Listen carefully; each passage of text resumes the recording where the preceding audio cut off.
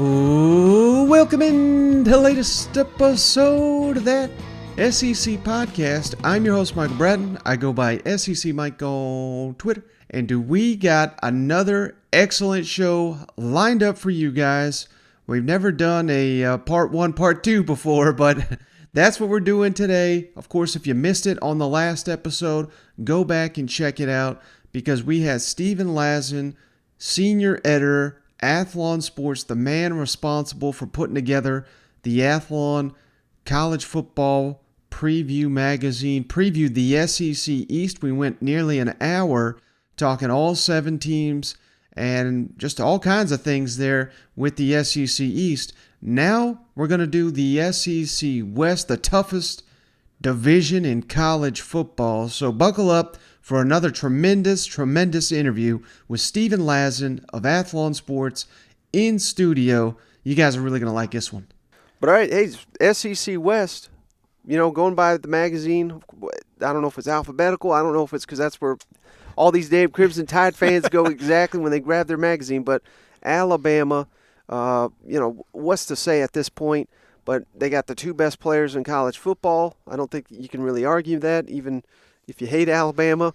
Would agree with you. They are the best offensive and best defensive players. Right, sure. Bryce Young, Will Anderson, of course. But Let me ask you this, because I'm finding little cracks in the armor here, Stephen.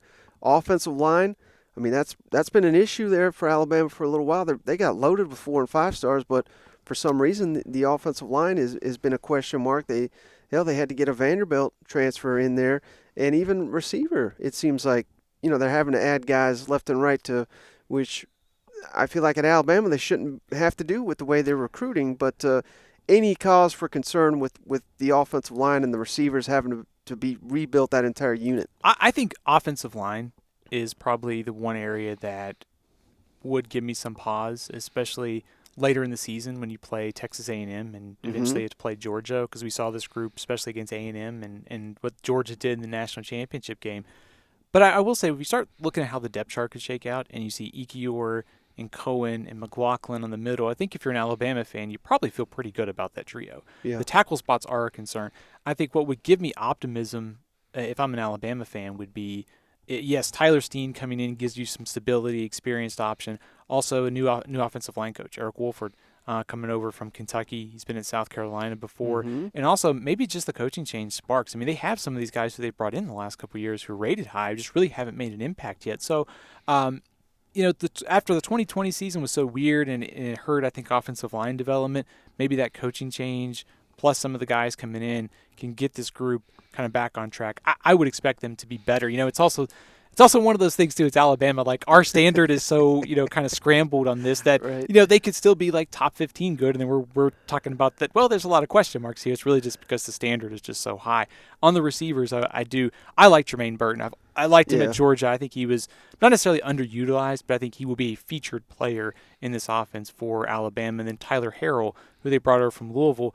I wouldn't say the same player as Jamison Williams, but the same sort of skill set with the big speed, top end speed at the end, who can stretch the field.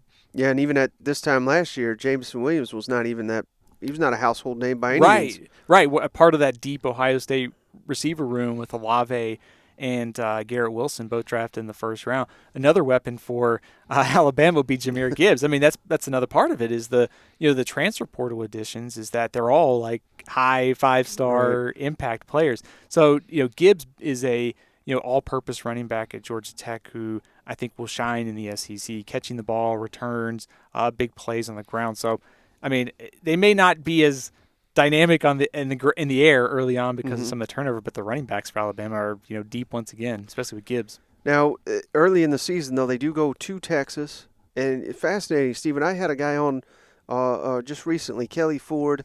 He does resume and schedule rankings, analytics, and he said, according to his model, that trip to Texas, he still got it as a 15-point spread, but he said that's the toughest game on Alabama's schedule because it's in Austin and everything. I was kind of floored by that. What can you tell Alabama fans about Texas who, I don't know how in the hell they get rated? I mean, hell, weren't they 5-7 last year? Yeah, I mean, I've fallen into this trap too, so I'm just as guilty as anybody. I think the first thing about Texas is Steve Sarkisian. Like, there's a familiarity there between Sarkisian and Alabama.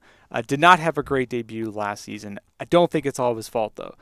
The offensive line, defensive line, stopping the run, issues for Texas last year really probably couldn't be fixed in 1 year. They did have a weird kind of thing going on where they would be leading in the third quarter and fall apart in the second half. So that's something that we'll see if Texas is a deeper roster this year, can make an impact. I think if you're an Alabama fan, the names to know: Bijan Robinson at running back, one of the best in college football.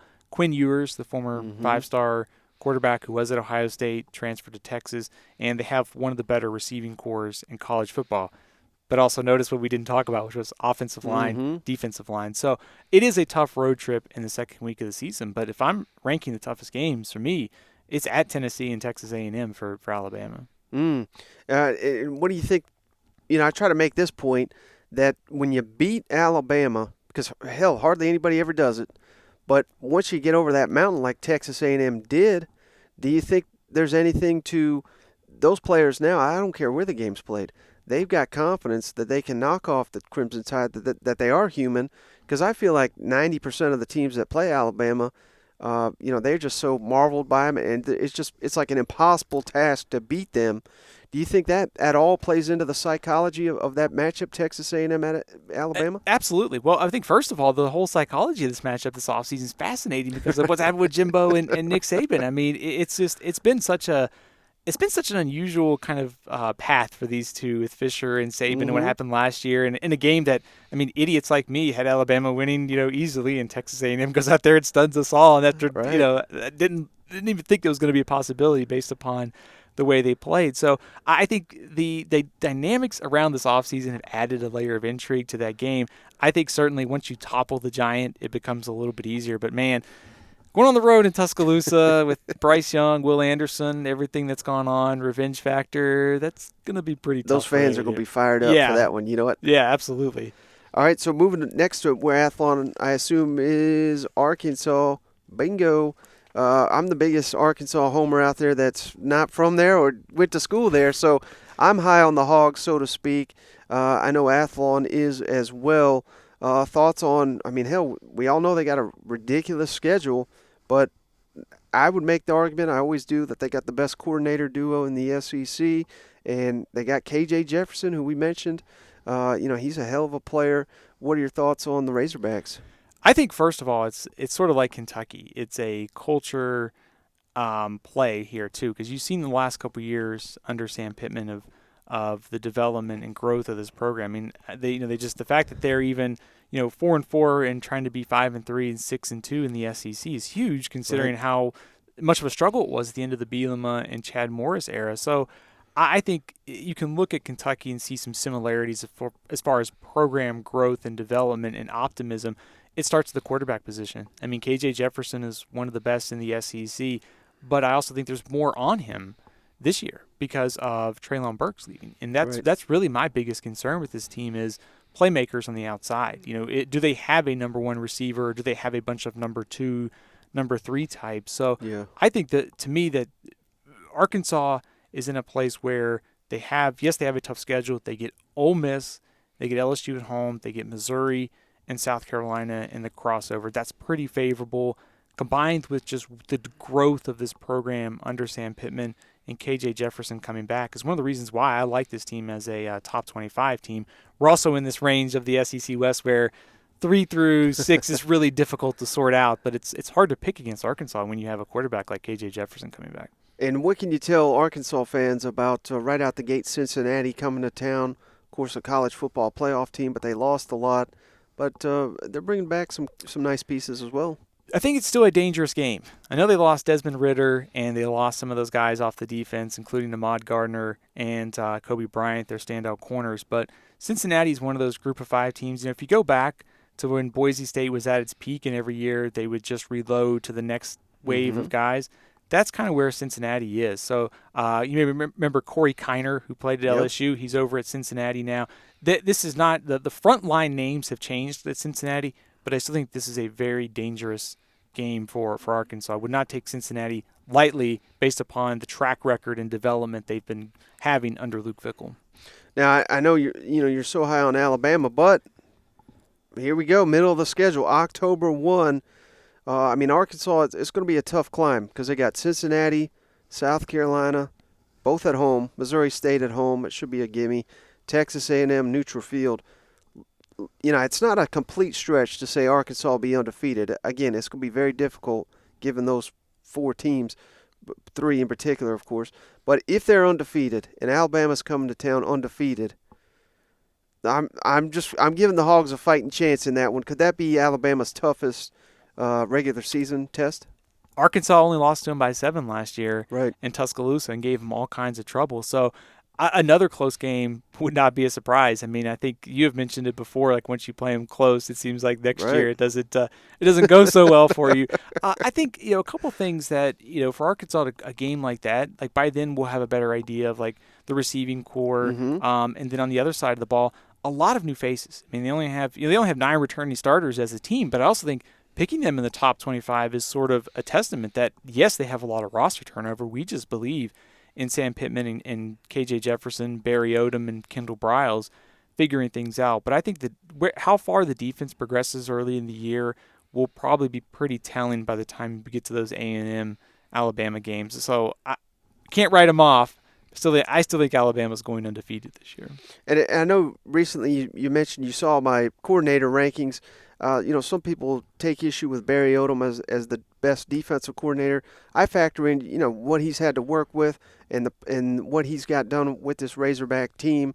Where would you put Barry Odom in that class? Right at the top. And also our coach scouting in the magazine was very high on Barry Odom. No surprise. I think he's, one of the top coordinators in college football. We saw this last year. I think a testament to his coaching was the Texas A&M games where they won up front and ended up playing a huge role in the outcome of those games. So I think while the stat sheet, you look at some of the yards per play, some of the points given up in the SEC, yeah, they've got some ways to go, but they've also been good at getting turnovers, creating pressure, winning on third downs, winning the red zone, winning those things around the margin. So I think looking forward to this year, Drew Sanders, the Alabama transfer, is a guy who can make a difference. And they also brought in some transfers up front and a cornerback. So I know they're cycling through some guys, but at the same time, I still think that this defense could take a jump on the stat sheet, and Barry Odom is one of the biggest reasons why. I would have him right at the top, too. Yeah, Catalon got hurt. He's outstanding. Yeah, absolutely. Slusher, I think, is a guy that's on the way up. So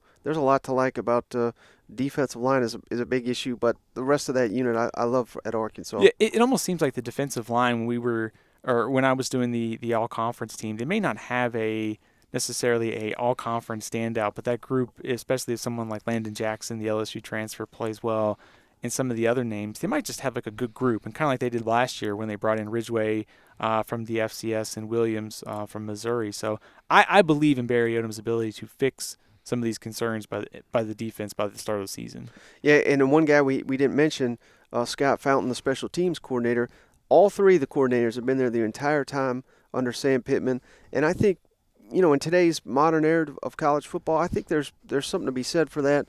And I'm not trying to compare them to Clemson, but I think Clemson, obviously they got talent and they've nailed these quarterbacks, but I think their big run was in large part to staff continuity, and that's not something a lot of these SEC programs can sell like Arkansas has got. No question. I mean, I think that there's different kind of coaches in college football, like some that are very hands-on, some that are very X's and O's, some will call the plays. But and I don't mean this like in a negative sense. Like I think Sam Pittman understands who he is as a head coach. Like you don't have to be the guy that's calling the plays every day. Dabo Swinney's great at being like a CEO, setting the vision, setting the culture, saying this is where we need to recruit here. These are the things that are going to be important. And so when you're a coach like Sam Pittman, you can go out and hire good coordinators. And so you hired 2 great coordinators. It's one of the better coordinator pairings in college football. So I think understanding kind of your strengths and weaknesses as a head coach and keeping that group together, and also, the culture around Arkansas. I mean, we see this every time they win the games. Turn the jukebox on and celebrate. So they have great culture, which means players want to stay, players want to come, and then not to mention they want to keep the coaching staff together as well because of that camaraderie. Yeah, no doubt. All right, next in Athlon, you got Auburn Tigers. Man, anything been going on this offseason? I mean, everything is going on at Auburn, but they still got a lot of talent to work with. It's not like this is a cupboard that's completely bare. I like to joke, of course. If you think Auburn, you expect nothing from them, they'll stun you. You put them high in the standings, they'll be a complete disaster. So this could be a breakout team in the SEC. I know a lot of staff turnover, but what's your thoughts? There's so many questions with Auburn, but where would you go with the quarterbacks?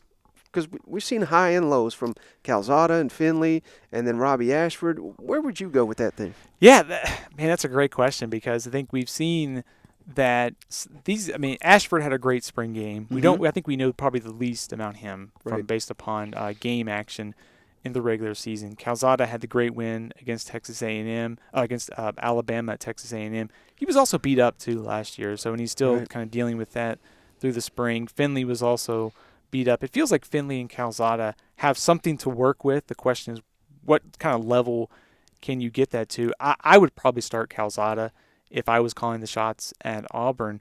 I think in general, maybe it is a good thing that they are a little bit under the radar. I mean, after everything that's gone on, end of last season, the 5-game losing streak, the chaos with Harsin's status in January and February. So, it's not, there is still plenty of talent here. There's just a lot of questions, and also I think you get into that scenario where if they're sitting there later in the season and the win total's not there, you get those question marks about the coaching staff again. Yeah. Well, speaking of the coaching staff, I had an Auburn beat writer on a couple of months ago. He said that Derek Mason just hated Harsin and hated working for him after being together. So, you look at it on paper and you say, well, this is a downgrade at defensive coordinator to Jeff Schmedding, which it may not be because I don't know much about Jeff Schmedding. He was good at Boise State, and he, having that familiarity with Harsin. Well, that's the thing. Yeah. Many people may perceive that, because I think Derek Mason will do great at Oklahoma State with what he's got to work with. But could it possibly be an upgrade with just, familiarity and not having that angst or whatever you want to call it in that locker room? Yeah, I think to go back to Arkansas, that staff, that staff togetherness, that camaraderie that you have, maybe they're a little bit more cohesive this year. And just, I think Harsin needs some guys who know the SEC and understand it to be able to recruit and be able to just understand the league. It's what Brian Kelly had to do this year at LSU. But also I think there is something to be said about trusting guys you've worked with, hiring them and trusting them to do the job. And he clearly either didn't trust his staff last year, or maybe it was a combination of a lot of factors there. So there's something to be said about familiarity, but I also think that if I was hiring coordinators, Derek Mason would be the guy that I would hire over Schmedding. And I think back to that Auburn, South Carolina game where I believe it was like 4th and 1, 4th and 2. You got Tank Bigsby, and what do they draw up? They draw up like a play action deep shot to a tight end who was triple covered, and it's like I don't know who called that, Harsin or Bobo, one of them, but let's hope for Auburn's sake that was Bobo that called that, because maybe we'll get more on the same page. But it just seemed like nothing was on the same page late last season, did it? Yeah, no, you're absolutely right. I think Harsin is likely going to call the plays this year, it seems like, for Auburn. So I think that is a positive. I think for all that's gone on, I still think Harsin's a pretty good X's and O's coach. And I think we saw this last year, starting 6-2. I think we saw some improvement out of Bo Nix. I don't want to be part of the Bo Nix meme or anything like that. He's gonna. But I do think I trust Harsin to figure some things out. I think the problem with Auburn, though, is you can go up and down their positions and see, do they have some guys at receiver that can stretch the field? Offensive line, they've got a lot of guys back. They've been pretty inconsistent at that group. The strength of that team is the running backs with Bigsby and Hunter. But also I think it gets at the problem, which is there's just not a lot of margin for error. And so they really need one of those quarterbacks to step up and improve the passing game, because we've talked about Arkansas and we'll talk about others. There's really not much of a difference between 3 and 6 in the West. If Auburn can get better quarterback play, they've got a good defense, they've got good running backs, but that margin for error is just so small that it feels like this is a team that's going to have to win a lot of 24-20 type games in order to get to that next year.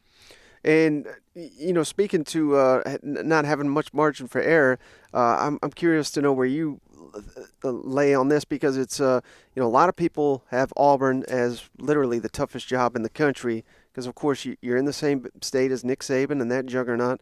You got on the East, you got to play that juggernaut. So as the SEC is currently constructed, I mean, not only do you got to go through the rugged West, but you literally have the toughest path with your two annual opponents. Where would you be at with Auburn? Do you think it is the toughest job in the country? I guess it's kind of tough to say toughest, because I often think, like, if you're talking Power 5 Maybe jobs, Vanderbilt. it's like Vanderbilt, Kansas, Duke, Wake Right. Forest, the smaller schools with the academic challenges. So I think it's one of the more unique jobs in college football, because of we've seen, just Auburn being Auburn, some of these Right. things that have happened.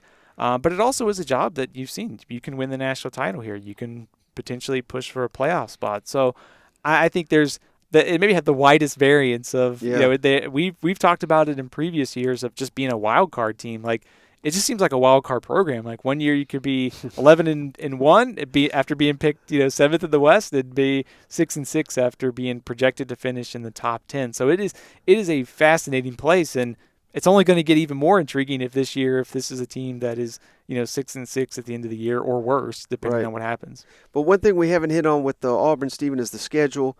I mean, right out the gate, you got a ton of home games. Mercer, San Jose State, Penn State, Missouri, LSU. I mean, if things break right, you could be 5-0. But that the key to all that is going to be Penn State. So I was going to ask you, I know on your YouTube channel you just previewed Penn State. So what can you tell Auburn fans about the challenge of Penn State coming in? Yeah, shameless plug. There is a a preview of Penn State up on my YouTube channel, and I think this is a team that is 11-11 over the last 2 years, and they've sort of underachieved. And I think it's kind of a critical year to see if James Franklin has his program going in the right direction. Of course, Auburn lost in Happy Valley last year. A team that's got question marks at line of scrimmage on both sides of the ball, and a little bit of uncertainty at quarterback. Sean Clifford's a veteran, but I think it was a question of what's the ceiling there. Can he take it to another level? So I think if you're Auburn, getting Penn State early in the season at home after losing close last year, and I think you could argue maybe this Penn State team is not as good as last year, that this should be a winnable game for Auburn. And I think it's one they probably have to have, considering the second half of that schedule, still playing A&M and Alabama. So with 8 home games and Penn State coming in, I think that's the path to me for Auburn to get to 6-7 wins is beating Penn State and holding serve at home in some of those games. All right, next on Athlon's magazine, we have got them LSU Tigers. So much turnover there with the coaching staff, with the personnel. Only 2 seasons removed from a national championship.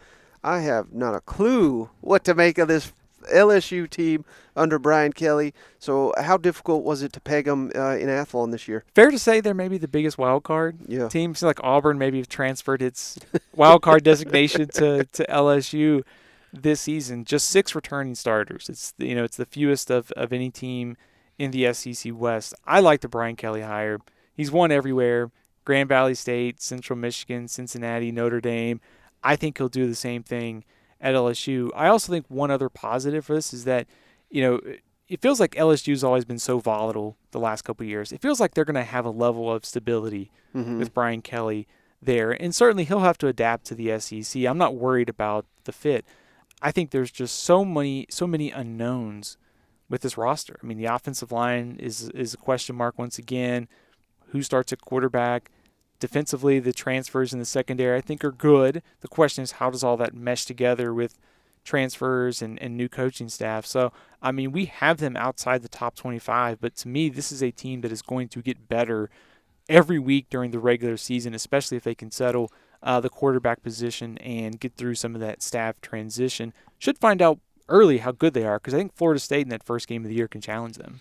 Yeah, so, unfortunately, I feel the same way. I think they'll be better at the end of the season, but right out the gate, they got that challenge. It is in New Orleans, so should be home field advantage there against Florida State. But what can you tell LSU fans about the challenge they'll have facing FSU? I think it's a team that's improving under Mike Norvell. Obviously, the biggest storyline at Florida State was the Travis Hunter. He didn't go to Florida State; he went to Jackson State, and there was the fire Mike Norvell space that went on for forever. I think it's still going. I think it's still going. Yeah, it might go on this year. Florida State loses that game, but I think you saw last year that they were basically one bad play away against Jacksonville State from going to a bowl game, which was a step forward from the previous year.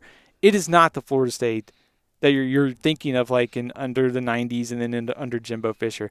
They are in rebuild mode. Their offensive line has not been very good, inconsistent quarterback play. If you're looking ahead to this year, Jermaine Johnson, who was drafted early in the NFL draft, is gone. They have some question marks at the defensive end spot with some turnover there. Jordan Travis, their quarterback, though, dynamic, kind of dual threat, guy that can run around and make plays, has progressed as a passer. So I think that will be a good challenge for that LSU defensive front, which I really like, and their secondary, because Florida State's tried to improve their receiving core through the transfer portal. So it's an improving Florida State team, but maybe not the Florida State team that we're used to seeing from, 8-9 years ago. Right. So almost safe to say there's probably going to be a lot more pressure on Mike Norvell than there will be Brian Kelly. Yeah, I think certainly it's the SEC and it's LSU, so I'm always hesitant to say, well, there's no expectation of winning there. But I think when you look at what LSU inherits, just the turnover at offensive line, the quarterback position, the fact they were 6-7 last year, I think Brian Kelly should get a little bit of a grace period here. And LSU still has good players in the program. I mean, you look at Mason Smith and you look at some of the guys that they have still on defense. The gap between LSU, Arkansas, Mississippi State, Ole Miss, it's not very much. It feels like one of these teams is going to come out of this group and ended up kind of exceeding our preseason expectations. And when you have a roster like LSU plus the coaching staff, this to me is a team that is going to be very hard for us to figure out this preseason, but might surprise us during the year. Now, moving aside from Alabama, because that's an obvious answer, what do you think is the toughest test on LSU's SEC schedule here? Is it the season finale at A&M? I mean, that's going to be difficult. Traveling to Arkansas, at Auburn, at Florida. What do you think will be that toughest test? I'll give you kind of a weird answer. I think it's at Arkansas, because if I'm LSU, and I know coaches don't think this way, but A&M's going to be favored anyways. Alabama's going to be favored in that game.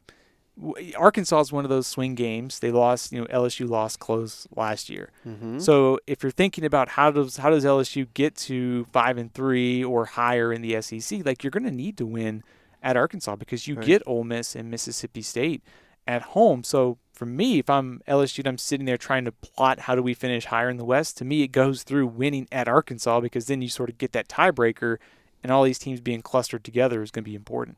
Yeah, and interestingly, Arkansas had some guys transfer to LSU.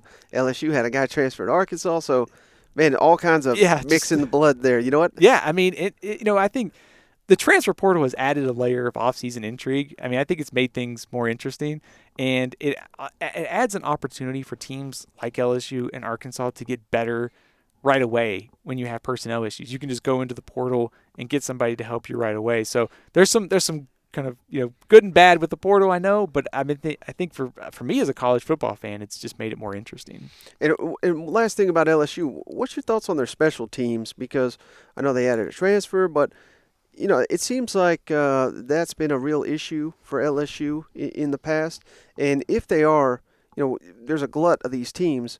You need standout special teams if you're that could be the difference. Yeah, and they hired Brian Polian, who was at Notre Dame, is a good special teams coach, so that should help a lot. Obviously, Cade York leaving is huge. So I think you are right when you talk about the margins for some of these teams. It's winning on special teams, winning close games, winning the turnover battle. Also, quarterback play too is just so crucial, because we look at LSU and you've got a couple options there. We feel good about Arkansas under KJ Jefferson, Will Rogers at Mississippi State. So, yeah, I think everything in these teams is going to matter a lot when the gap is very small. All right, next in the Athlon book, we got Mississippi State. I mean, this is a tough team to peg as well. They're bringing a lot back, according to Bill Connolly. And I just had another guy, Kelly Ford. Both of their analytics say Mississippi State brings back more production than anybody in the SEC. And based on, how this team was clicking in November, I mean, that's a hell of a thing. Will Rogers threw for nearly 5,000 passing yards. He broke the record for passing yards, passing touchdowns. Could this be a team that not enough people got their eyes on in the West, that, if Mississippi State takes that step up, they're going to be a tough out? No question about it. I think if there's a team that we're low on in the Athlon 131, it might be Mississippi State. We have them 30th, and we have them 6th in the SEC West. The hard part about this team is if you didn't look at the schedule, you just looked at the depth chart, you go, yeah, I think they're probably going to finish higher. But getting Kentucky on the road, Georgia at home in conference play is one of the tougher crossovers for teams from the West, not to mention the Egg Bowl being in Oxford this year too. So the path to finishing higher is very difficult. That was really the only thing that held me back from picking them higher was I think they're probably going to be better than their record says at the end of the year. I like the fact that they're in the third year under Mike Leach with Will Rogers and some of the receivers that they have. Probably the biggest concern is that offensive line. And when you lose the 2 tackles, Charles Cross being so good on the left side. So there are some concerns, but they have the most returning starters of anybody in the SEC. It's the third year under Mike Leach. The offense is clicking. So, yeah, I could see if we're wrong about a team in the West, it's probably Mississippi State.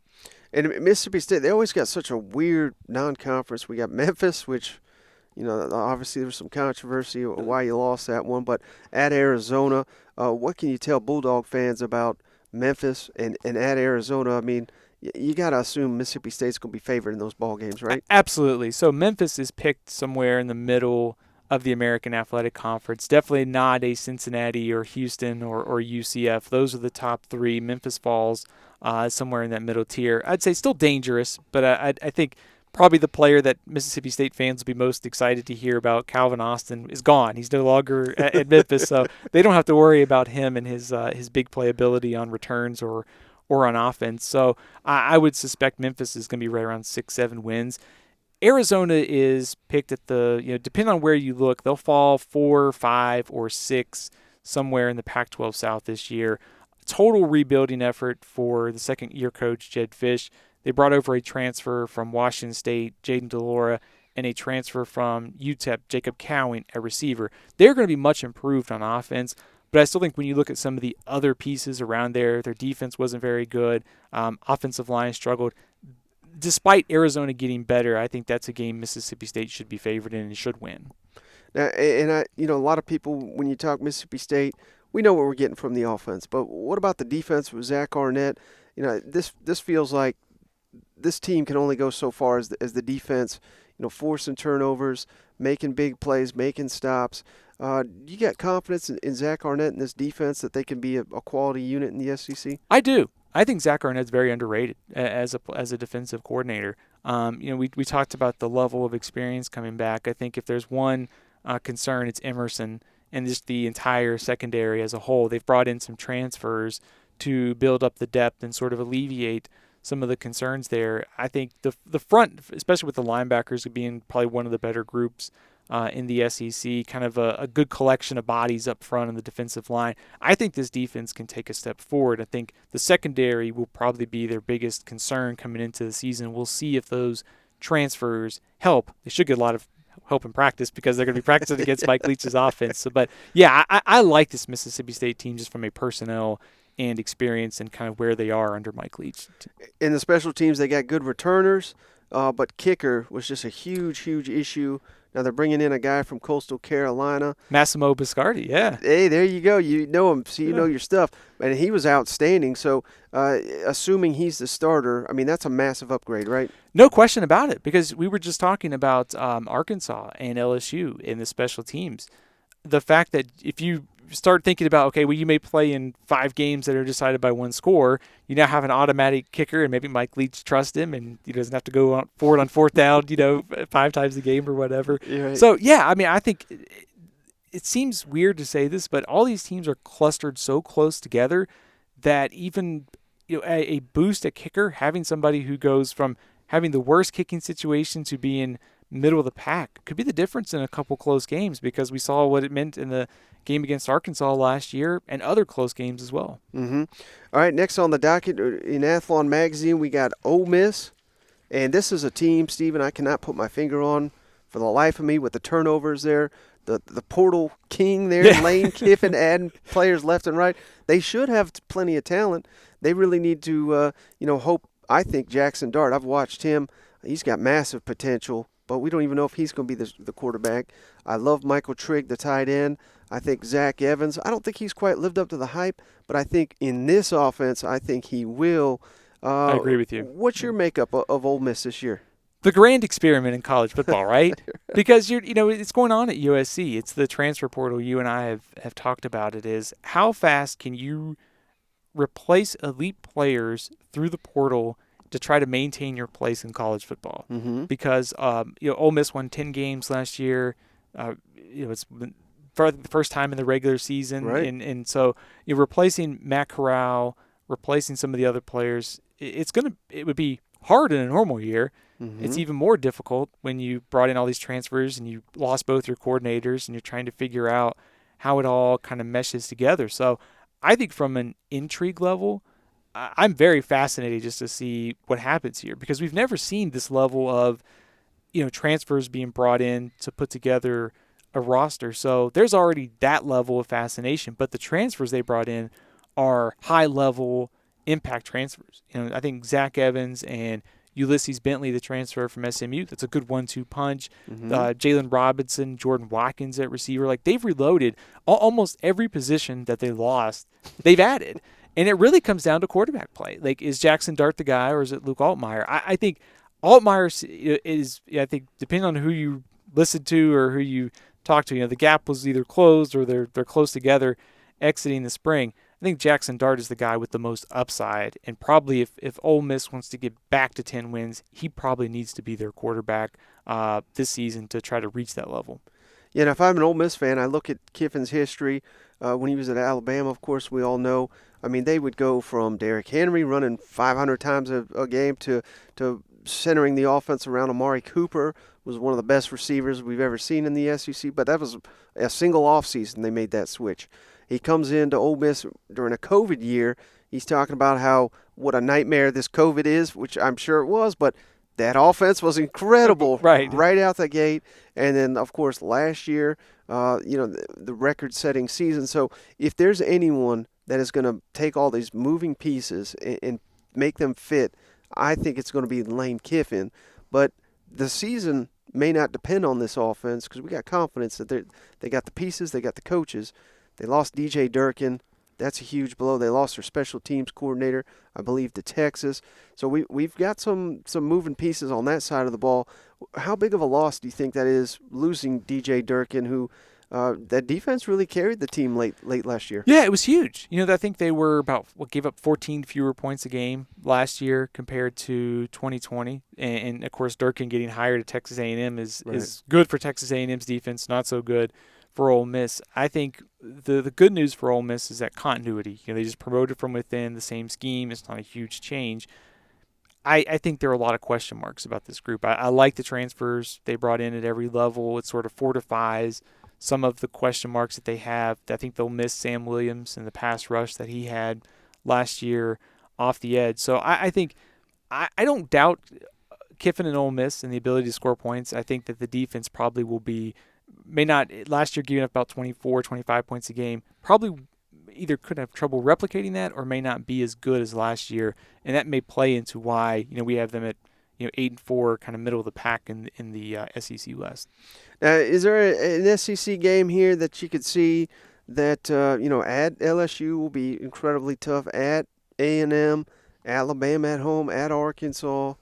I don't know if those will be upsets considered or not, but if let's assume Ole Miss is underdog in all those games. I'm not sitting here saying they will be, but if they were to pull an outright upset over that 4-game stretch at LSU, at A&M, Alabama at home, at Arkansas, my goodness, I don't envy that schedule. Yeah. But if they were to pull the upset in one of those games, which do you think is most likely?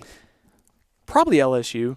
I think because we've talked about how volatile LSU is, and if the passing game with Jackson Dart and some of those receivers are clicking, I like the Ole Miss offensive line they have coming back too. So you could see how a Ole Miss offense firing on all cylinders, going up against a rebuild LSU secondary, maybe doesn't come together all the way by that point of the season, could be really tough for LSU. So I would say LSU. I also think, too, when you start looking at the West, one reason to like it, Ole Miss is Kentucky at home and at Vanderbilt in crossover play, and then getting Mississippi State at home. So the schedule really breaks in their favor this year. Yeah, with no all doubt. Turnover. Right out the gate, Troy, Central Arkansas, at Georgia Tech, Tulsa, Kentucky, at Vanderbilt, Auburn. I mean, if you're not 6-1, you're disappointed, I feel like. Yeah, they could be undefeated going Right. into that game against LSU at that point. Exactly. So, hey, there's reason for optimism there in Yeah. Oxford, no doubt. So, all right, so last but certainly not least, Texas A&M. Man, those fans, again, we want to hit on a fan base they're on cloud nine, high expectations. They've yet to win 10 games a season under Jimbo Fisher. Of course, they would have the COVID year, as they like to point out. But this could be the year they finally break through and reach that 10-game mark, don't you think? I think so. I think there's a lot of reason for optimism. I think the expectations are certainly getting higher, but also I think there's reason for that. When you bring in the number one recruiting class and you see some of the talent that's coming through College Station, the expectations and projections rise. Right. I think if you're an A&M fan, I think first of all, we just talked about DJ Durkin and how valuable he was to Ole Miss. I think certainly A&M has turnover up front.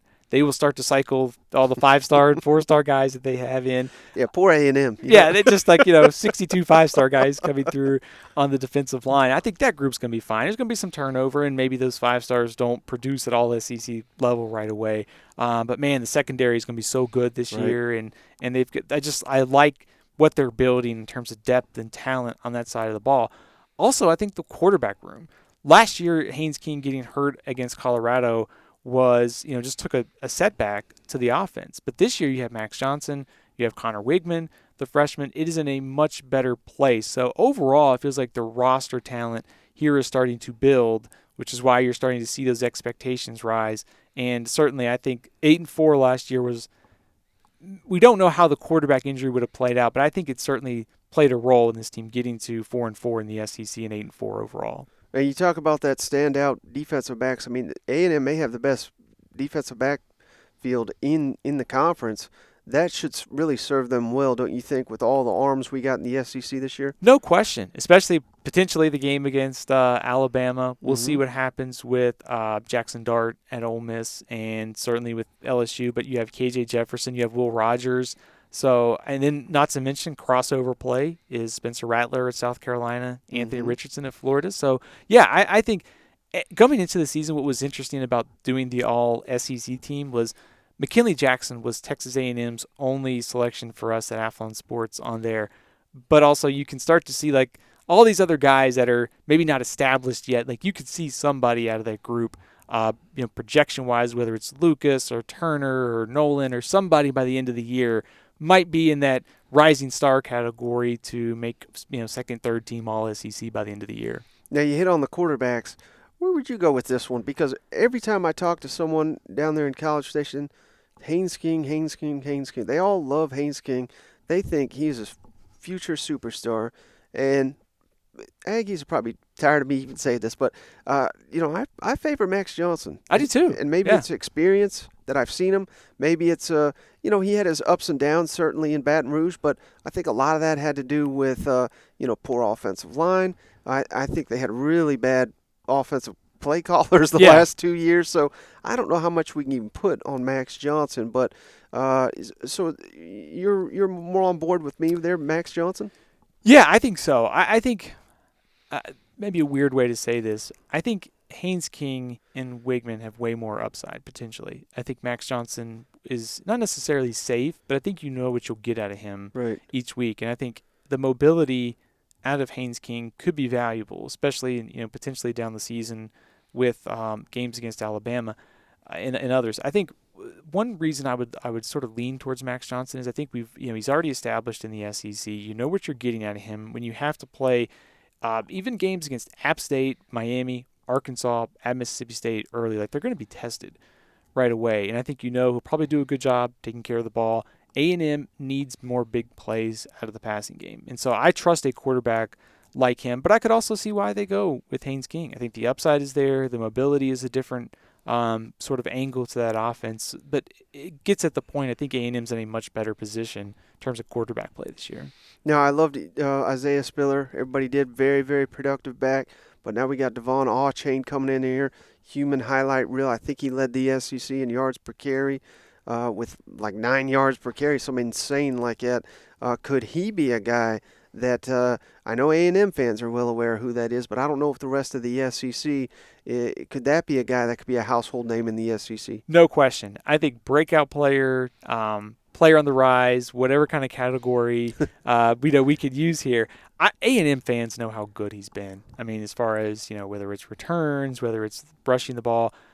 Also, it helps that A&M's offensive line is probably going to be better this year, too. Steve Adazio, the new offensive line coach, who's been a head coach at BC and Colorado State, a really interesting hire. So you have an improving offensive line with a player who's extraordinary talented in A-Chain that I think he's just going to be the amount of focus that Jimbo puts on the running game and running backs, the opportunities will be there this season. So we have him pretty high in our All-SEC team. I know he was in my consideration to be All-American this year. I think he's having a breakout year.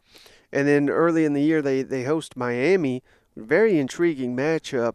What can you tell A&M fans about the Hurricanes? And, you go over this staff. I mean, I love Kevin Steele, Charlie Strong, maybe not as a head coach, but he's just an assistant here. Yeah. Josh Gaddis, Josh Gaddis, who just won the Broyles for top assistant coach. I mean, they have stacked it like an all-star staff.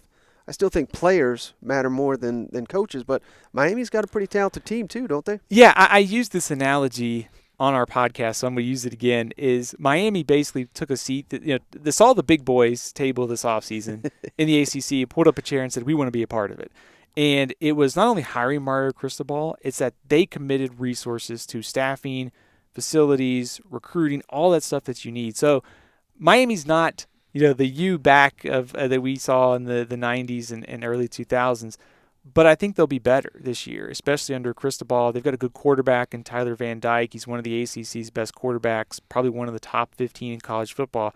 Big concerns, though, on defense. It was not great at tackling last year. Kind of struggled. They've added some transfers. So I think you'll see a Miami team that's evolving. I think if you're buying stock in Miami, it's down the road. Mm-hmm. This year, they're probably the best team in the ACC Coastal, but that's a game that A&M should be favored and should win early in the season. Now, last thing on A&M, aside from Alabama, which will obviously be just an incredibly difficult game to win, even though they did beat them last year, what's the toughest conference game you think, again, aside from Alabama, at Mississippi State, Arkansas on a neutral field, at South Carolina? I mean, none of these are going to be layups. Ole Miss, Florida coming to town, at Auburn, LSU there in the finale. Which one of those games stands out? I think if I'm a Texas A&M fan, I wouldn't love the timing of those road trips to Mississippi State and South Carolina because you have the Alabama game sandwiched in between there. You do have a bye week after playing Alabama before going to South Carolina. So I think those road trips in terms of timing are extremely tricky. Certainly there's the revenge factor coming against Arkansas because of Arkansas winning last year. So there's a lot of intrigue for me. I think if I was an A&M fan, the one that probably would have me the most concerned would be that Arkansas-Mississippi State stretch right before you play Alabama. All right, and then going back, just like we did with the East, going to Athlon's West projections here, of course you got Alabama, number one, got them to win every dang game. As exciting as that is. Yeah, I was going to read a section from our Coach Scouting. Absolutely. It said, if you're sick of Bama, buckle up because it's going to be the longest season of your life. So opposing coach, some brutal honesty there. So runaway winners in the West, I mean, not even a debate in your mind, right, for Alabama? No question. Best team in the SEC, best team in college football. So in number 2, you got A&M, which not a surprise, 6-2 conference record. How big is the gap between A&M and the rest of the West? I think A&M is a step ahead of these, and that's a projection because that's basically us saying that the quarterback situation stabilizes, the defensive turnover is not a big deal. I do think we have A&M at 10-2. It would not surprise me if another one of these teams jumps up to 9 wins. So I think it's A&M, a little bit of a gap, but you're also getting into that range of college football where everybody is, clustered really close together. Mm-hmm. And number 3, Athlon's got Arkansas. And kind of like the East, we got a glut of teams here. Arkansas 3, LSU 4, Ole Miss 5, but all with a 4-4 conference record. So margin thin razor, a margin of separation there? Yeah, Razorbacks at third there. Yeah, so, I mean, Arkansas, LSU, Ole Miss, Mississippi State, 3 through 6, extremely difficult to sort out in my mind. I liked Arkansas at 3 because of sort of what we talked about was the culture, the program development, KJ Jefferson, favorable home schedule. LSU and Ole Miss are just wild cards. They're really hard to figure out. They're hard to figure out for the same reason, which is transition. It's, coordinators, it's turnover on the roster. LSU sort of has established talent from recruiting. Ole Miss has good players, but they're trying to add more through all the transfers. So, those two were hard to sort of, and Mississippi State was just a schedule thing. I mean, I like this team. I know Mississippi State is 6th, Arkansas is 3. There's really not a ton of difference between the 4 teams. Yeah, and I know we can't just live in hypothetical land, but if Mississippi State didn't have Georgia on the schedule, it probably would have been a lot easier to bump them up to, say, 4 or 5 in the West? Yeah, I think so. I think if you trade Georgia for, Missouri or Vanderbilt or somebody right. this year at home in Starkville, I think you get into that range of they finish 4-4 in the West, and maybe we pick them ahead of LSU or Ole Miss. So I think we have them 30th in the nation. So it sort of illustrates that Arkansas in our top 25, LSU, Ole Miss, Mississippi State right outside of that. But if you told me that all 3 of those finished in there, I wouldn't be as surprised. I think top 25 is sort of arbitrary because we've used it for so long. But really, I mean, being top 30, there's no shame in that. It's basically the same thing as 20th right now. So, of course, that means we got Auburn dead last, 2-6 in the SEC according to Athlon, which we just gave a kiss of death to the rest of the West because Auburn's going to be money now. But what was it that put Auburn dead last there? I think it's sort of some of the things that you and I were talking about, which was the quarterback situation and just not knowing the margin for error for that team. I think the quarterbacks will determine just where this team goes with the great running backs, experienced offensive line. They have to get better quarterback play, be a little bit more, generate some more big plays from the receivers, and just everything that's gone on. Yeah. I mean, if things start to spiral out of control again this year, if they lose a couple games early, what does that mean late? I think Auburn is very talented. It sort of speaks to the West that Auburn is, 7th here at 6-6 and 2-6, and if they were in another conference, I think we'd pick them higher. But I just think too many questions, too much uncertainty, too much volatility too if things go the wrong way this year. Now, same thing I asked you about the East, Stephen, and the West. A game or two that stands out, and I have to imagine A&M at Alabama is number 1. So thoughts on that game, and then if there's a second option in your mind. Yeah, I'm hoping it's a close game. I think if you look at the early Vegas odds, it would tell you that it would not be a close game. But, I mean, just the off-season storylines between these two makes it just so much of a must-see game, even if it's not super close. I think just the pregame build-up between Jimbo and Nick Saban will be there. I think outside of that, it is the kind of the same thing we talked about in the East, the crossovers. Seeing like Arkansas and A&M play early in the season, that rivalry between those two, Arkansas winning last year was huge. It's a great test for A&M and SEC play early on. So I think it gets at the nature of how close those teams are, and just I want to see the crossovers between the LSU, Ole Miss, Arkansas, LSU. Those games are always entertaining. So that would be what interests me the most. Well, Stephen, I cannot thank you enough for coming in here and giving us all this valuable information. You having to see me sweat through my shirt doing the setup. I couldn't figure out how to do the freaking audio. I'm such a moron, but I cannot thank you enough. And people need to go out there and get them an Athlon magazine like I've got. And Stephen, plug the magazine. Where's the best place for people to get it? And plug again what you're doing there on YouTube and your Twitter. Sure. So you can follow me on Twitter at AthlonSteven. The magazine is available at our website, athlonsports.com. If you go to the very top, there's a link to magazines. It takes you to our online store. So I always say if you're an Alabama fan living in North Dakota, you can get the Alabama edition shipped to you. It's on newsstands as well, bookstores, grocery stores. So those are the best two ways to buy it, athlonsports.com or the grocery store, bookstore. And if you want to check out more great YouTube content, if I didn't run all of Mike's subscribers off, it's Stephen L. CFB on YouTube. Going to have plenty of stuff in season and out of season up there. Yeah, absolutely. And in the links to this show, both on YouTube and Apple. Anyone wants to find it, we'll put a link to that Athlon so they can buy the magazine, a link to your YouTube, just an easier way for people to find you. Absolutely. Yeah, I really appreciate that. All right, so just want to say thanks again to Steven for joining the show and giving us so much time to give you guys some quality content. I assume most of you fans of the Athlon Sports Preview magazine like I am. It's the unofficial start of the college football calendar. When those books start showing up at the grocery store, the bookstore, popping up online now, you know the college football season is right around the corner. And I don't think anyone's ever done this where they sat down with the main man responsible for putting that thing together and just going by it team by team. So really, once again, appreciate Steven. Give him a follow, Athlon Steven on Twitter. And don't forget to check out his YouTube channel. There's links to all that in the show notes. So we would really appreciate you supporting Steven for giving us so much of his time to give you guys some outstanding content. But hey, that is going to do it for this episode of the show. We'll catch you on the next one.